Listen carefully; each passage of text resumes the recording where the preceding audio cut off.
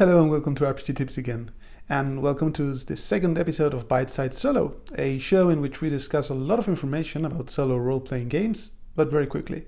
I am Jose and I'll be your host. And the rule set of today is Fate by Ive Learned. For those of you that may not know it, Fate is a universal system focused around emulating fiction, not a realistic world. Thus, it is perfect for creating stories like our favorite movies or books. The main way in which it achieves this is through the usage of aspects, short bits of narrative truth about a character or situation that can influence the dice. So situations like the surge of energy that makes Rocky Balboa win his matches or Anakin Skywalker's victory against Count Dooku can all be explained elegantly just using aspects. I swear I spent too many days in my youth trying to explain with the mechanics of Star Wars D20 how that battle was supposed to end in anything other than Anakin being shredded. Now, this breadth of scope has some drawbacks. It doesn't have an implicit setting, so you need to decide which one you're going to use or build it. And it is on the narrativist side of games. This is not crunchy. There are no level 5 spells here or rolling huge pools of damage die. Its pros, though, far outweigh its limitations. It's an easy to learn and use system that can encompass almost any kind of story. Plus, the core books and a series called Fate Worlds, which developed settings and specific mechanics for them, are free. Now, how easy is it to solo? I'd say it's a 7 out of 10 probably. It can be done, and I did it in fact. You can find my Night of Blood playthrough using Fate. But there are some aspects that are based around having several people at the table. Not crucial though. There are some simple modifications of the system that make it much more solo-friendly. And, well, I may have something further to say on this very soon. We'll see. And the product of the day is the Solo Adventurer's Toolbox by Paul Bimler for 5e. Now, don't get confused. While it says there on the cover that it is for D&D, most of its content is just generic for any kind of fantasy setting. So you can get a lot of mileage from it even if you don't play 5e. So what does this book contain? Well, probably anything you need for your typical fantasy games. I mean, take a look at the index. Now, its breadth is extensive, but is the quality also good?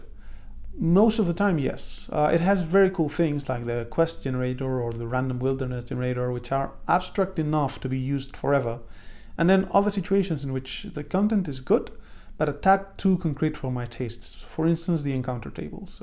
There are a collection of around 85 encounters, like an overturned cart ahead is causing gridlock, the street is jammed with traffic. Meh, it's not bad, but it's neither abstract nor really very interesting. Nevertheless, I've ported it to my library and personally used several of its tables, and if you're just starting and if you're interested in the fantasy genre, you cannot really do better than starting with the Mythic GME, some basic OSR system, like the one I mentioned in episode 1 of Bite Size Solo, and this book. We now switch to a random table, or actually a set of random tables, single pointers that can make your adventures better. For this episode, I've chosen the Legends generator for Forbidden Lands, a wonderful game that may come up again in the future too.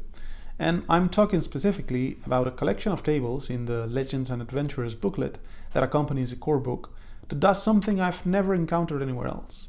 It creates legends in the form of a long time ago, before the Blood Mist, there was a cruel priest who sought a map because of a prophecy.